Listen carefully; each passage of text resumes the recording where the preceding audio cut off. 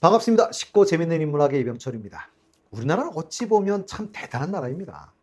다양한 종교가 공존하면서 잘 화해하는 나라이기도 하죠. 이제 크리스마스는 종교와 관계없이 온 국민의 축제가 된 것 같습니다. 오늘은 크리스마스와 관련된 재밌는 이야기들을 해볼까 합니다. 우리나라에는 크리스마스가 19세기 말 기독교가 들어오면서부터 있었겠지요. 그런데 1945년 광복 이후 미 군정화에서도 미국인들이 주로 즐겼었을 겁니다. 이 당시에는 우리나라에는 야간 통행 금지가 있었는데요. 기독교 신자였던 이승만 대통령이 1949년 크리스마스를 공식적으로 법적 공휴일로 지정을 했고, 그날은 야간 통행 금지가 없었다고 합니다.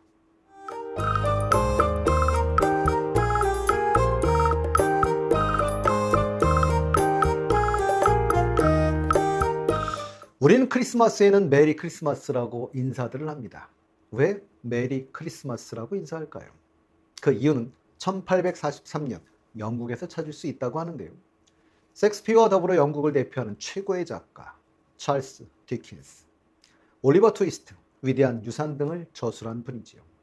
찰스 디킨스의 크리스마스에 관한 가장 유명한 소설이 크리스마스 캐롤입니다.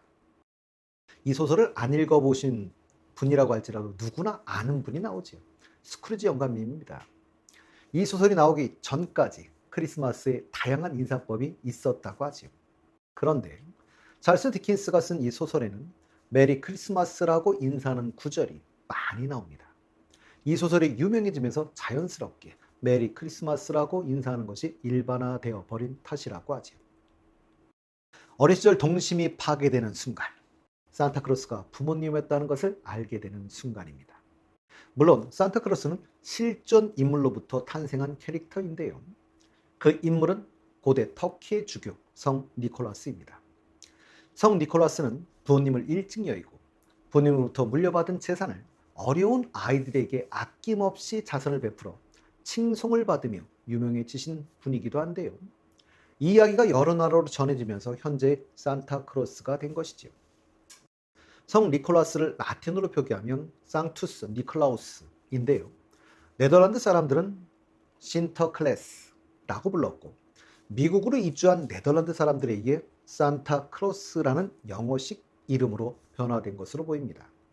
그런데 성 니콜라스가 살았던 터키 지방에는 슬롭이 살지 않는다고 하지요. 그러니 산타크로스의 실존 인물인 성 니콜라스는 산타크로스의 마차를 끌어주는 슬롭 루돌프도 모르셨던 거죠. 그럼 이 루돌프는 어떻게 탄생하게 되었을까요?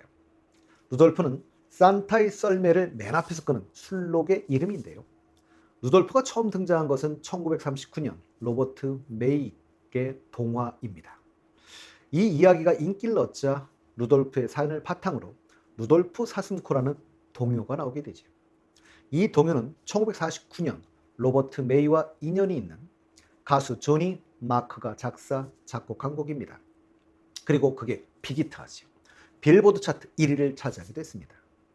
그런데 우리나라에서는 이게 번역되는 과정이 원래는 술록이었는데 우리나라에서는 사슴이 되었죠. 루돌프 사슴코는 매우 반짝이는 코. 기억나시죠? 물론 술록은 북극에 사는 사슴 아니냐 이렇게 말씀을 하신다면 할 말은 없습니다. 그러나 정확히는 사슴이 아니라 술록입니다. 그런데 술록코라고 노래를 부르려고 하니까 좀 이상하긴 합니다. 산타크로스는 빨간 옷에 흰 수염이 트레이드마크지요. 그러나 우리가 아는 산타는 코카콜라에서 콜라를 잘 팔리게 하려고 산타크로스의 옷을 빨간색으로 만든 것입니다. 지금 우리가 알고 있는 빨간 옷과 흰 수염의 산타크로스는 코카콜라의 상업 광고에서 만들어진 이미지인 것이죠. 1931년 미국의 화가 헤던 썬드블룸이 코카콜라의 로고 색깔을 상징하는 빨간색의 옷에 하얀 거품을 연상시키는 풍성한 수염을 그린 것이 지금의 산타크로스의 표준 모델이 되었다고 합니다. 코카콜라가 수십 년에 걸쳐 범서계적으로 산타크로스 마케팅을 전개했고, 그러는 사이 코카콜라의 산타는 세계적인 산타로 자리 잡게 된 것이죠. 그러니 어찌 보면 아직 100년도 되지 않은 것입니다. 성탄절이면 산타의 선물을 기다리며 걸어두던 양말 기억하십니까? 그런데 왜 양말을 걸어두게 되었을까요? 이것도 성 니콜라스의 일화에서 유래를 찾아볼 수 있을 텐데요.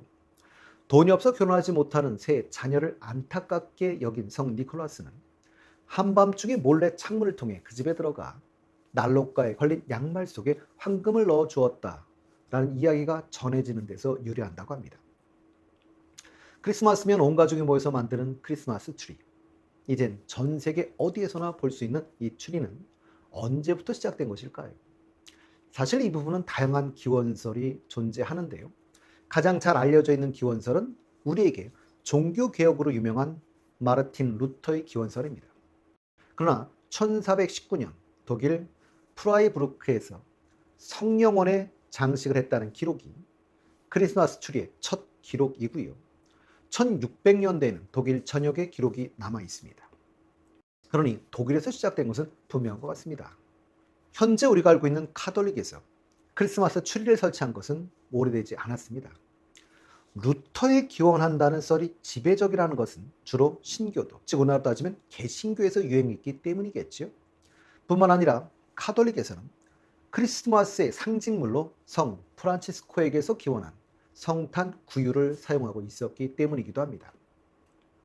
1213년 아기 예수가 탄생한 마국간을 본따 처음으로 구유를 만들었던 성 프란치스코는 구유 앞에서 춤과 노래로 예수의 탄생을 찬양했는데요.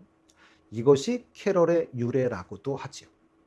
실제로 카톨릭에서는 지금도 성탄절에는 구유 예절을 지키고 있습니다. 그래서 카톨릭의 총본산인 바티칸에 처음 크리스마스 트리를 설치하신 분은 교황 성 요한 바오로 2세입니다. 1982년 성 베드로 광장 가운데 크리스마스 트리를 설치하셨지요. 그리고 그 뒤로 계속 이어지고 있는 겁니다. 그런데 이게 종교적인 상징물인 까닭에 논란이 되는 경우도 종종 있었는데요. 2006년 시애틀 타코마 공항에 설치된 크리스마스 트리가 유대교 측의 공공장소에서 종교 상징물이 웬 말이냐라는 항의에 철거된 적도 있었다고 하죠. 그런 걸 보면 우리나라가 더 타종교에 대해 개방적이라는 생각도 듭니다. 그리고 크리스마스 트리 꼭대기에 장식하는 것은 주로 별이지요. 그건 어둠 쪽에서 빛을 내는 별은 주님 탄생을 알리는 데 결정적인 역할을 했기 때문입니다. 마태복음 2장 동방 박사들의 방문 내용에 따르면 그들은 예루살렘에 도착해 우리는 동방에서 그분의 별을 보고 그분께 경배하러 왔다라고 말하는 대목이 있지요. 화이트 크리스마스 생각만 해도 기분이 좋아집니다. 연인들에게는 잊지 못할 추억으로 남는 날이 될 텐데요. 그리고 연인이 없는 사람도 누군가 만나야 할 것 같은 그런 날이기도 합니다. 그러나 어디에서나 눈이 내리는 성탄절을 맞이할 수 있는 것은 아니지요. 12월이 한여름인 남반구의 나라들 중에는 화이트 크리스마스는 극히 드문 일입니다. 그래도 올해는 화이트 크리스마스가 되길 기원해 봅니다. 오늘은 전 국민의 크리스마스에 대한 이야기를 해봤는데요. 다음 시간엔 기독교의 성인들에 대한 이야기를 해보도록 하겠습니다.